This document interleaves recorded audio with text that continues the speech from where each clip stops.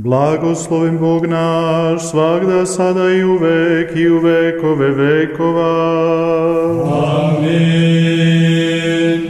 Gospode, usliši molitvu moju, primi moljenje moje po istini svojoj, usliši me po pravdi svojoj, i ne idi na sud sa slugom tvojim, jer se niko živ neće opravdati pred tobom, neprijatelj goni dušu moju, gazi u prah život moj, posađuje u mrak kao davno pomrle.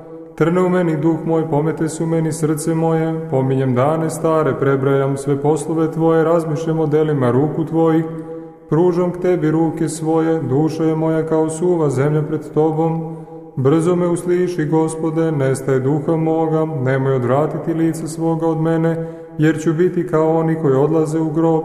Rano mi javi milost svoju, jer se u tebe uzdam.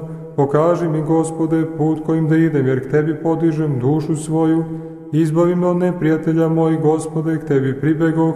Nauči me tvoriti volju tvoju, jer si ti Bog moj, duh tvoj blagi, neka me vodi po stazi pravoj. Imena radi svoga, Gospodo, oživi me pravdom tvojom, izvedi iz muke dušu moju, i po milosti svojoj istrebi neprijatelje moje, i pogubi sve koji muče dušu moju, jer sam sluga tvoj. Slava Otcu i Sinu i Svetome Duhu, i sada i uvek i u vekove vekova. Amin. Aliluja, aliluja, aliluja, slava tebi Bože, aliluja, aliluja, aliluja, slava tebi Bože, aliluja, aliluja, aliluja, slava tebi Bože.